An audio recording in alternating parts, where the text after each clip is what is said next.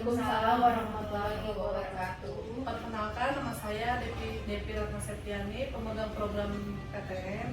Saya di sini akan mencoba menjelaskan materi tentang faktor risiko PTM. Faktor risiko PTM itu terdiri dari dua, faktor risiko yang bisa dirubah dan faktor risiko yang tidak bisa dirubah.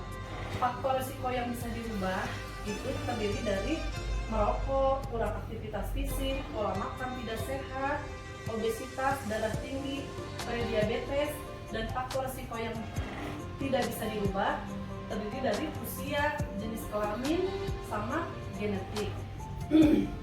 Nah, di sini dikatakan merokok itu terpapar lebih dari kurang 1 bulan terakhir.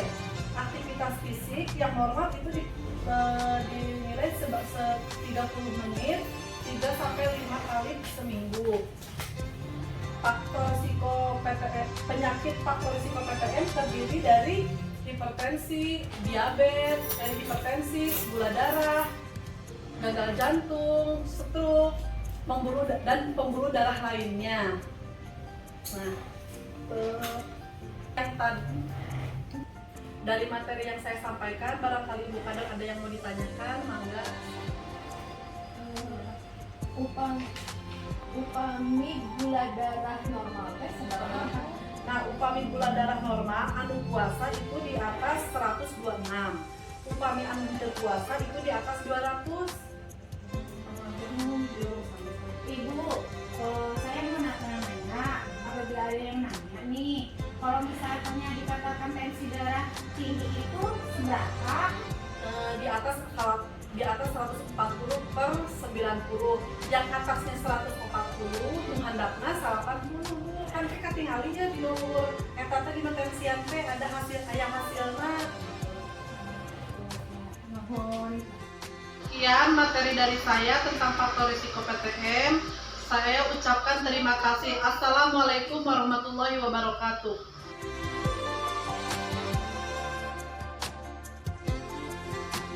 Assalamualaikum warahmatullahi wabarakatuh. Waalaikumsalam. Selamat pagi Bu Kader. Pagi. Perkenalkan, nama saya Novi Yusriani. Saya di sini sebagai pemegang program kesehatan masyarakat akan menyampaikan materi tentang pengukuran faktor risiko PTM. Pengukuran faktor risiko PTM itu tujuannya untuk mendeteksi dini obesitas. Ada 3 cara pengukuran faktor risiko PTM. Yang pertama, pengukuran tinggi badan. Yang kedua, pengukuran berat badan. Dan yang ketiga, pengukuran lingkar perut. Yang saya akan praktekkan pada kesempatan kali ini, yang pertama yaitu pengukuran berat badan. Di sini Ibu Kader, apakah ada yang bersedia? Kita langsung praktek aja untuk pengukuran berat badan. Ya, boleh. Mangga Bu Kader ke depan. Pengukuran berat badan yaitu secara garis besarnya klaim berdiri tegak di atas timbangan dengan memakai pakaian semaksimal mungkin, tidak membawa beban apa-apa, mata tertuju kepada pengukuran berat badan, ya. Lalu diukur, dilihat hasilnya berat badannya.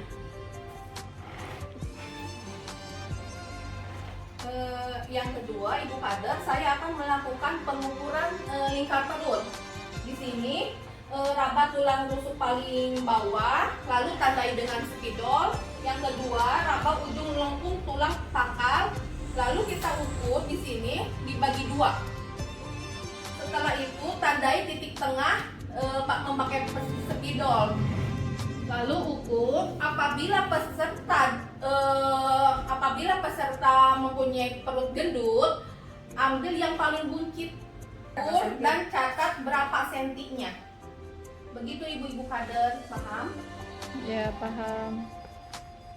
Dikatakan lingkar perut yang berisiko penyakit jika laki-laki lingkar perutnya lebih dari 90 cm, jika perempuan lingkar perutnya lebih dari 80 cm.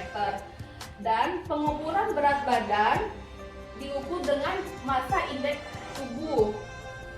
Dikatakan obesitas yaitu jika IMT-nya lebih dari 27, dan normalnya yaitu 18,5 sampai 25. Itu materi yang saya sampaikan. Apakah mengerti cara pengukuran berat badan dan lingkar badan, Ibu-Ibu Kader? Mengerti. Baik, sekian materi yang saya sampaikan tentang pengukuran faktor risiko PTM. Terima kasih, semangat Ibu-Ibu Kader. Semangat. Luar biasa. Luar biasa.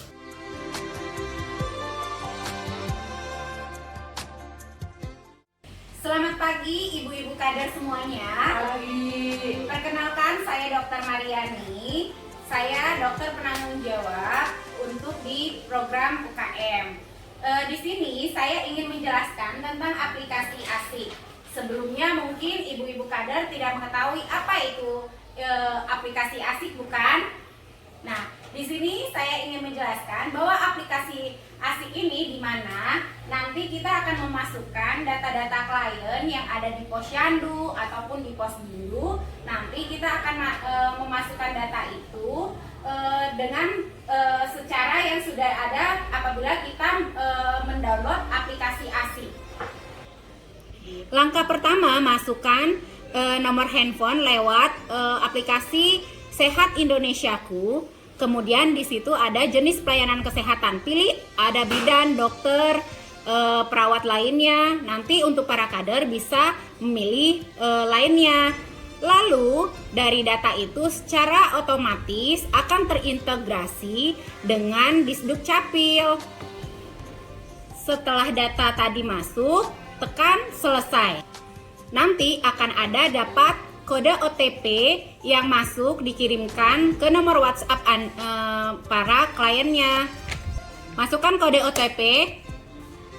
Nanti akan ada pilihan screening PTM, lalu dipilih screening PTM. Lalu isi tanggal dan puskesmas Sukahaji.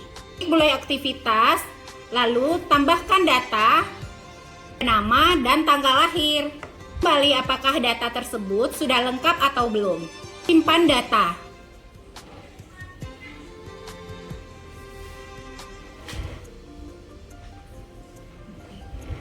Lalu, Ibu Kader bisa menanyakan riwayat penyakit para klien, mulai dari riwayat penyakit keluarga dan riwayat penyakit pribadi.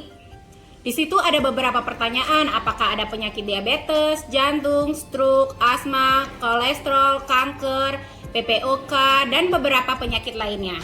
Setelah jawab pertanyaan dan isi informasi yang tersedia. Setelah diisi akan ada hasil pemeriksaan dari data-data klien yang akan kita tanyakan tadi. Dari pemaparan saya tadi, apakah ada yang ingin ditanyakan oleh Ibu Kader sekalian? Gimana? Apakah ada yang mau ditanyakan? Tidak.